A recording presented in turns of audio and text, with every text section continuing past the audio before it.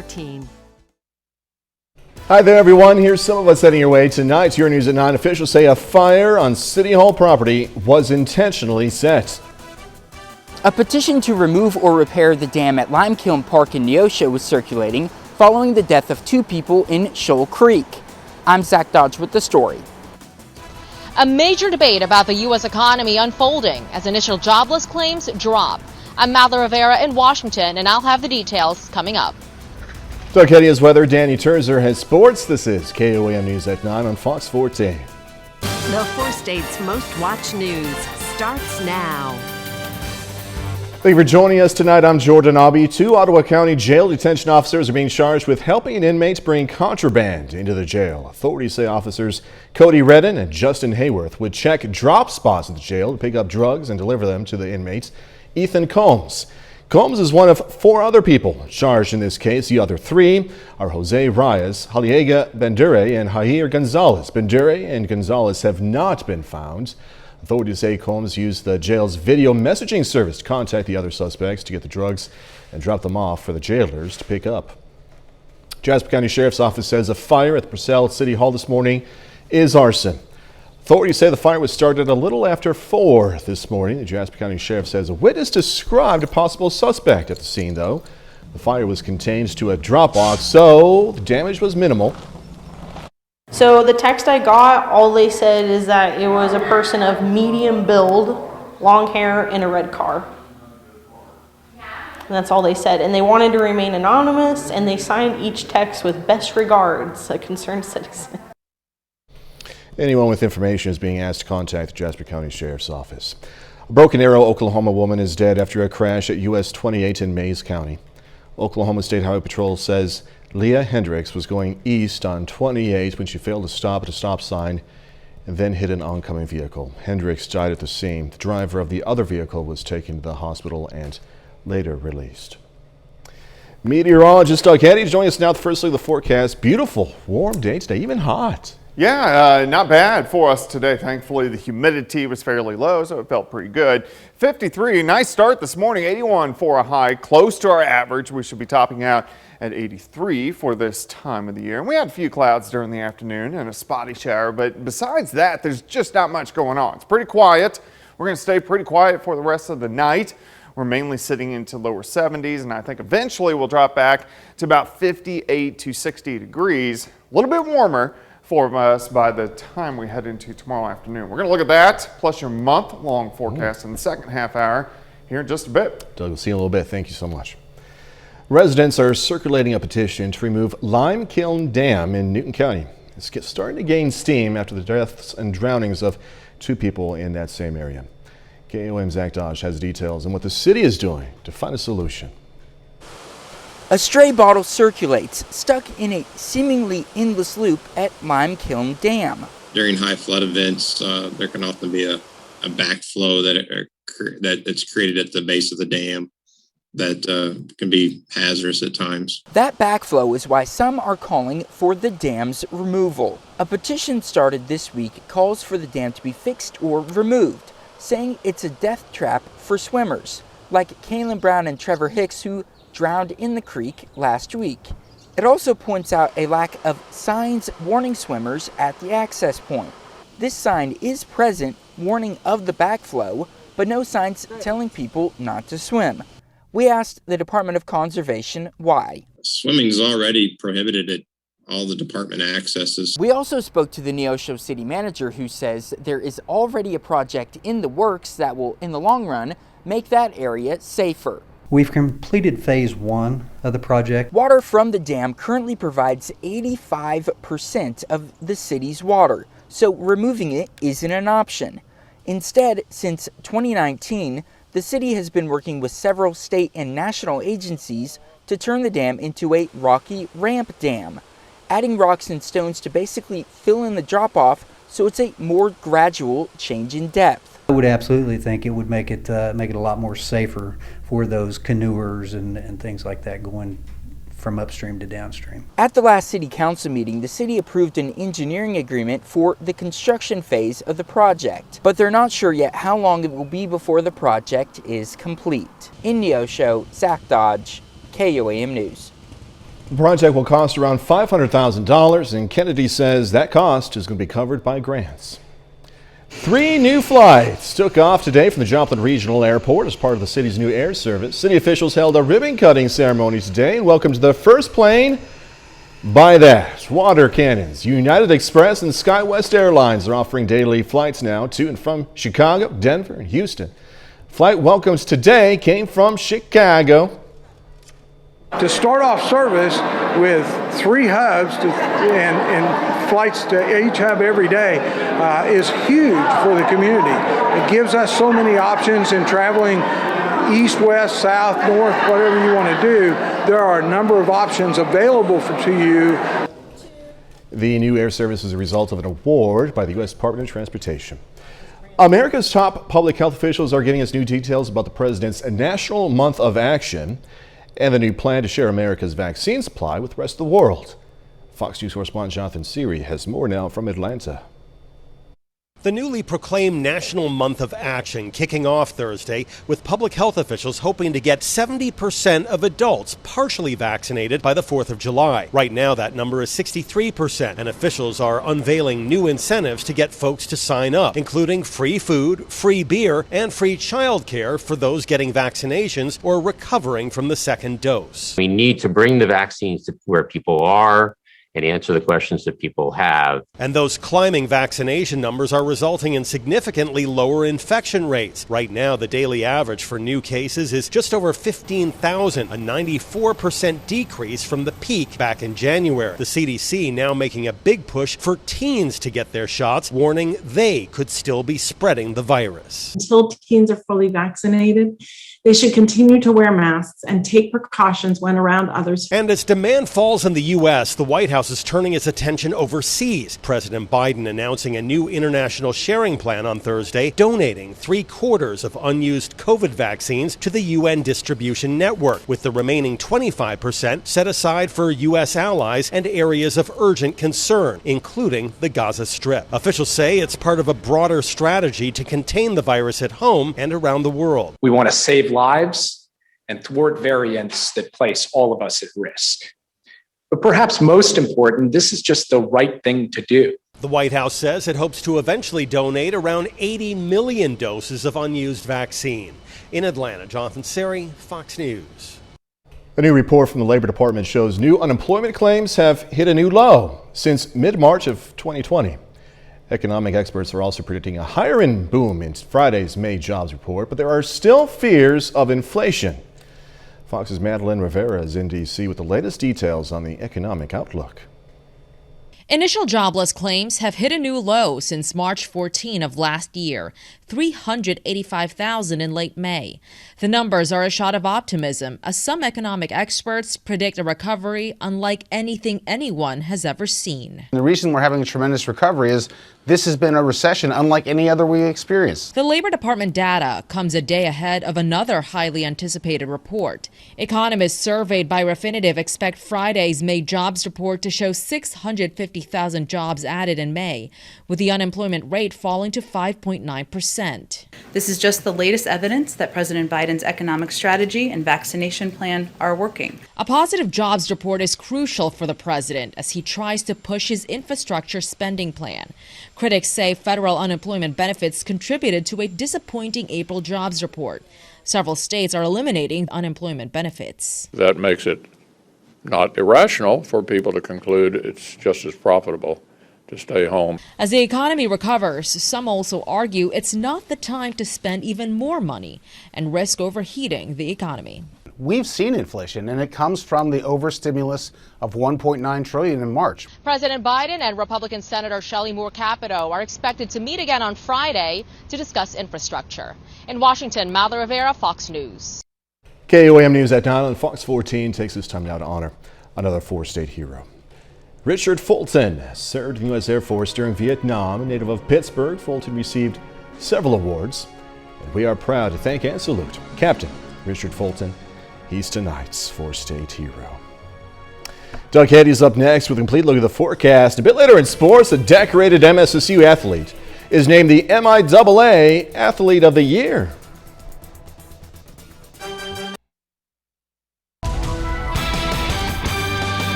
Well, it turned out to be a pretty good Thursday for us today. Temperatures not bad. Most of us right around 80, 81 degrees for an afternoon high, which we will take right about where we should be for this time of the year. Great time lapse. This is Indigo Sky Casino and Resort. Of course, Indigo just outside of Seneca, Missouri. And you can't see, we actually had quite a bit of fog last night into the morning hours. Started off kind of dreary, then it burned off. I had sunny skies, and then we got those cumulus clouds during the afternoon. Allergies are still high on a scale of 1 to 10. Today's a 7, tomorrow's a 7. These are mainly tree allergies, also the grasses, which have been an issue across the region. But temperatures still pretty good, 73 in Neodesha, Miami at 70, 75 in Pitt, Neosho sitting at 72. We have 73 in Carthage. So across the board, most of us into the mid-70s. Luckily here, our humidity is not too bad. These are our dew points. They measure how much humidity or moisture is in the atmosphere. When these numbers go up, it feels pretty sticky across the region. It's not bad right now. We're kind of in that pleasant to not bad range, but this is going to go up as we go through the next couple days. Look at this shot. Looks great outside. We have partly cloudy skies. The sun has set. Of course, we're approaching the longest days of the year. It's after 9 p.m. It's not dark yet, which is always kind of nice. 73, south winds are light, humidity is at 59%. Not too much is going on here. We have pretty much clear skies. Had a few spotty little showers popping up earlier today, and we'll see that again over the afternoons over the next few days due to a wave right down through western parts of Texas. And this is going to kind of zoom up over the next couple days, and it's going to bring some Gulf of Mexico moisture into the region, giving us afternoon showers and thunderstorms. In fact, let's go through time. Saturday into Sunday, you can see those scattered showers and thunderstorms. Finally, by Tuesday, the wave will pass on by, but at the same time, we get waves that kind of ride over the ridge into the central plain. So chances for showers and thunderstorms really sticking around each and every day. Pop-up storms. Some storms could be strong. None of these are a classic severe weather setup by any means, but this time of the year, you can always get those pop-up pulse severe thunderstorms that produce hail. Heat also increases by the time we head through about the next week as we roll through the 80s and actually push 90 late next week. Tonight's going to be fine, near 60. We'll start out sunny skies. In the afternoon, we'll get partly cloudy skies and those pop-up isolated little storms. Most of you will stay dry. We'll make it up to 77 by noon. High temp right around 83 during the afternoon. We're going to hold into the 80s as we head into the weekend and actually press 90 late next week. But chances for thunderstorms each and every day. They do go up a little bit over the weekend, but all in all, I think most of the weekend looks pretty good. Of course, second half hour, we're going to look at the rest of the month with a month-long forecast. I imagine pretty soon a bunch of those days are going to have 90 degrees on them, right? Yeah, I mean, that kind of happens around here in the summer. So. Doug Hetty, see you in a little bit. Thanks so much as always. Coming up, a growing concern. After a hack on a major meat processing company, the U.S. government is urging businesses to beef up their cybersecurity. I'm Lauren Blanchard in Washington. Why some say ransomware is an epidemic. The Westminster Kennel Club Dog Show. A new Statue of Liberty is being sent to the United States from France in hopes the gift is going to rekindle a friendship between the two countries. Statue of Liberty replica is going to be sent to the U.S. on Monday and will arrive in New York in time for Independence Day festivities on the 4th of July, of course. After that, the statue is going to be sent to Washington, D.C., where it's going to be placed on the garden of the French ambassador's home. So don't worry, the main statue in the Big Apple is going to stay put. From gas to subways to beef, it seems no sector is safe from ransomware attacks. The White House says they are working on it, but Republicans accuse President Biden of rewarding Russia's leader with a summit, while those in his country attack U.S. and global businesses. Fox's Lauren Blanchard has more from Washington. The world's largest meat processing company is back up and running after a ransomware attack forced the Brazilian-based JBS to shut down facilities in the U.S. and abroad. Criminals are looking for their next meal, right? And in this case, if you look like a juicy burger, you're going to get eaten. This, the latest high-profile ransomware attack after the Colonial Pipeline hack last month sent Americans panicking to the gas pump and brought one of the nation's most important fuel lines to a standstill. Plus, New York's Metropolitan Transportation Authority also reporting they were hacked in April. I would say that we have seen over the past several years ransomware becoming an epidemic. There is literally no company, no sector of the economy that is immune to this problem. The federal government is beefing up its defenses and urging businesses, small and large, to harden their cybersecurity. We can't do it alone. Business leaders have a responsibility to strengthen their cyber defenses to protect the American public and our economy. The FBI said the JBS and the Colonial Pipeline hack were by Russia-linked ransomware groups, although not directly affiliated with the Kremlin. Mid-June, President Biden will hold a summit with Russian President Vladimir Putin in Geneva. But Republicans say the president is rewarding Putin as bad actors in Russia continue to target U.S. companies. We're going to give them this high-profile summit, a chance to legitimize Putin and embolden him. It's the wrong way to go. The White House says President Biden will bring up the ransomware hacks with President Putin during their meeting, and he believes Russia has a role in stopping further attacks. In Washington, Lauren Blanchard, Fox News. All right, just ahead, a reminder of why it's always important to still have common sense while using a navigation system. Otherwise, you might end up driving on a golf course. I am horrible with directions, and I'm lost without my GPS. This next story, though, I don't know. An unexpected sight at a golf course in Massachusetts after a car winds up stuck in the grass at hole 6. Fox's Litsa Pappas tells us police believe the driver was following directions on his Waze app when he made the unexpected detour into the golf course. Turn left. A 27-year-old from Randolph told police he was following his Waze navigation app when he turned right onto the Brayburn golf course in Newton. I think if he was watching the road a little bit better, he may have seen that it was something that he shouldn't be driving into. Police found his SUV stuck right by the 6th hole around 5 a.m. That driver told officers he had dropped off some friends after 2 a.m. and was trying to make his way home. It's about probably 3/4 of a mile onto the golf course where he made it and finally got stuck. Police say the driver went down a maintenance road behind the Woodland Tea Station in Newton, which leads right to the exclusive country club. The driver says it was too dark to realize he had driven right onto the green. Turn left, then turn right. A spokesperson for Waze tells us they're dedicated to promoting safety and keeping their maps up to date. They went on to say, quote, "We can confirm that the area surrounding the Brayburn Country Club is mapped correctly. We encourage drivers to use their best judgment while driving and to take into account all driving laws as well as environmental information available to them when making decisions." It might sound, like just common sense. You can follow those apps. It's good guidance. But your eyes don't lie to you, and what you see and what you should be doing is something that may be different from what the app is telling you to do. Goodness gracious. All right, new research seems to show coffee can only do so much to wake you up. More on this when we come back. Sleep deprived? Well, coffee may only do so much. A recent study by Michigan State University Sleep and Learning Lab shows having coffee does help with tasks, but there's some fine print here. The study as a whole was performed to see how much caffeine negates the effects of sleep deprivation. Researchers asked 275 participants to do simple and complex placekeeping tasks after a period of sleep deprivation. The lead researcher said while it appears coffee helped folks complete the simple task, it didn't help much with completing the more difficult tasks. So, moral of the story here, get your sleep, then enjoy your coffee. 30 more minutes, news, weather, and sports coming away. Gonna say happy retirement to K9 from the Lamar Police Department. Plus, gonna see how the Webb City Farmers Market is helping parents this summer make sure children get those nutritious meals. Ron Supermarket prides it.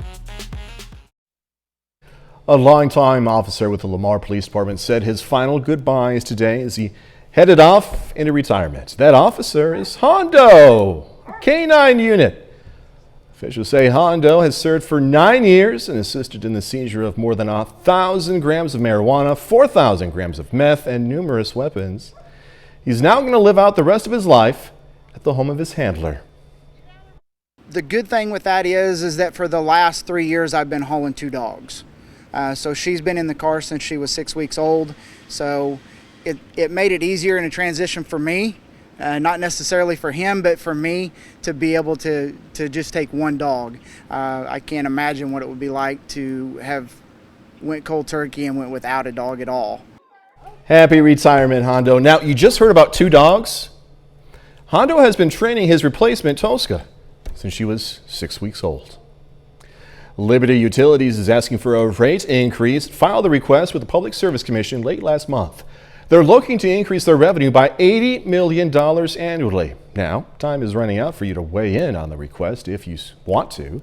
PSC has set a deadline for those wishing to intervene and participate in the rate case. That deadline is June 22nd. If you wish to comment or intervene, just head over to the Public Service Commission website. We've put a link to that in this story on our website. That's komnewsnow.com.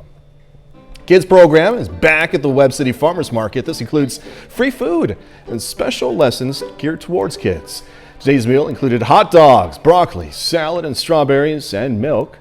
MU Extension nutrition educators talked about eating from the garden. As a mom, it's very important to me. I prioritize nutrition. We want our citizens that are growing up to grow with the best nutrients possible. So that's why we utilize a lot of our own farm's foods in our meals. Today is a hot dog and sliced apples, but they're also getting sweet potato fries from a local farm.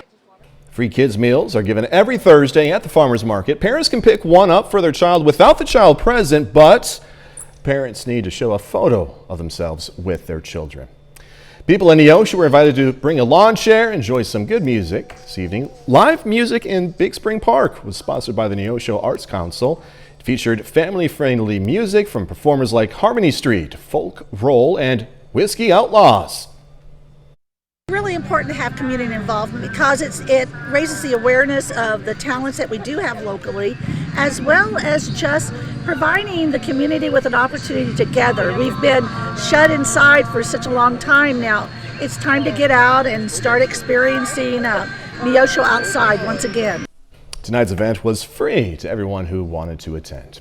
The to-go cocktail right there isn't about to be shaken or stirred out of the post-pandemic scene. 15 states and the District of Columbia, including Missouri and Kansas, have now approved measures allowing restaurants to sell cocktails to go permanently. Reports say 6 other states have approved extending temporary measures to 2022, and at least 15 states are considering to-go active bills. As more and more migrants continue to pour across the southern U.S. border despite the risk of danger, Border Patrol agents are working to thwart some of the dangerous activities migrants encounter during these journeys. Fox News correspondent Aja Husney is in Mission, Texas, where she went on a ride-along with authorities trying to combat crimes. They're drowning. Chilling video captures the danger some migrants experience as they make the often harrowing journey to the U.S. These people survived, but nearly drowned trying to cross the Rio Grande River. And on the Mexico side, yards from the border in Calexico, California, Border Patrol helicopter agents spotted and rescued a woman who was shot and being sexually assaulted. It was apparent that the man was trying to overpower the woman. She was actively being raped. And last Friday, more than 50 migrants were found hidden inside a gas tanker in Texas. What we're seeing at the border is only a snapshot of what happens. We joined the search for smugglers and human traffickers on an exclusive gunboat ride-along with Texas state troopers. This black pickup truck filled with suspected cartel scouts began following us on the river. Authorities say they often tail these boats and count how many agents are on board. This as a bipartisan group of lawmakers toured the border on Wednesday, pitching their Border Solutions Act and asking the Biden administration administration not to lift Title 42, the Trump-era rule that says migrants coming from other countries are automatically returned over coronavirus concerns. All I've been asking this administration and prior administration is to listen to the people that live on the border. We don't just come and visit for a few hours. We actually live there. And Vice President Kamala Harris leaves Sunday for her first foreign trip to Guatemala and Mexico to address the root causes of migration. In Mission, Texas, I'm Aisha Hasni, Fox News.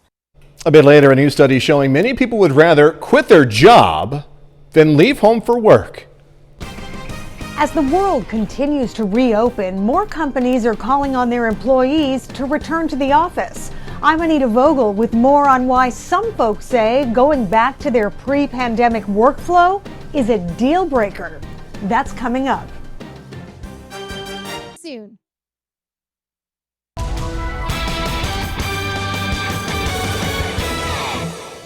Well, it turned out to be a pretty good Thursday for us today. We had plenty of sunshine, especially during the morning hours, and then the cumulus clouds popping up during the afternoon.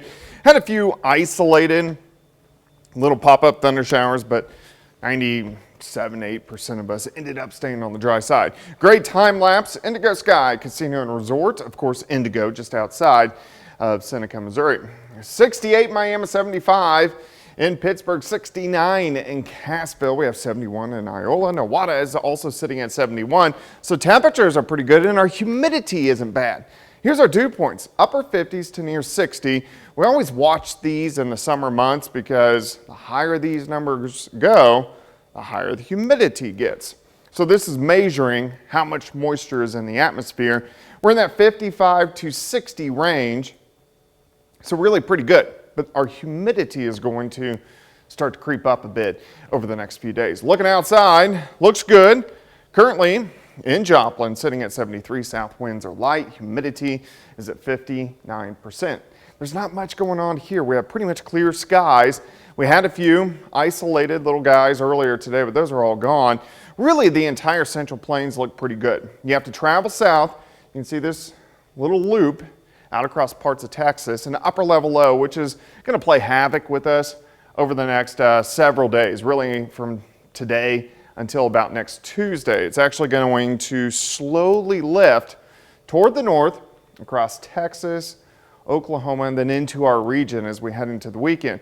So the Gulf of moisture, Mexico moisture, starts to lift in. It gives us pop-up showers and thunderstorms during the afternoon hours, really every single day. This will eventually pass on by, and then we get some other waves in here late next week. So really the bottom line is we have chances for rain each and every day over the next week. Tonight's going to be okay. We drop back near 60.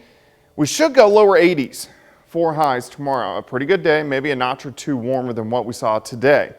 58 to start, 77 by noon, high temp right around 83. South winds are going to be light at about 5 to 10. And again, we're going to get an isolated pop-up thunderstorm during the afternoon.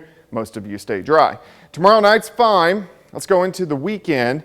We get these afternoon storms again on Saturday. A little bit more numerous Saturday into Sunday, but still not a very big deal. But those chances are going to be out there.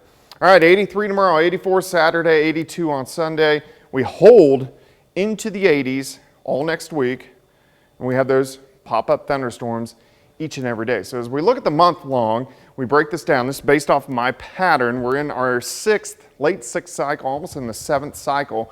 And then the new pattern will switch the 3rd week of September. We're at the end of severe weather season, which is technically June 10th, but we're in MCS season, which is mesoscale complex. Can't even talk. MCS season. But those are those big overnight thunderstorms that roll through. That makes it a lot easier. All right, so let's break this down. Let's go for next week. So starting Sunday, we're going to be warm all week. So when I say warm, we're talking 80s. But we have those chances for thunderstorms each day. Not much of a severe threat, which is good news. All right, week 3, the 13th through the 19th, thunderstorms to start the week. But look at this, mild temperatures. We're looking at 70s for highs. Then we go back warm, 80s the rest of the week. And we are going to get some severe thunderstorms that Wednesday, Thursday, and Friday, those overnight storms. As we go into week 4, here comes the heat. So when we're saying hot, we're looking at 90s for highs, and then back into the 80s. Second half of the week, still those thunderstorms. Then as we go all the way up to the 4th of July, here's where the heat really starts kicking in. That last week of June through the first week of July. But when we look at June as a whole, not that hot, mainly 80s every day, but we are going to have a lot of random thunderstorms. So the consistency is probably going to come in July. Yeah, especially late July and early August. Okay. All right. Doug Heddy, thank you so much. Coming up in sports, Crowder looking to stay alive in the JUCO World Series. Plus, Missouri Southern's Majindra Campbell capping off the 2021 season with high honors. Danny Terzer has it all next. Friday morning.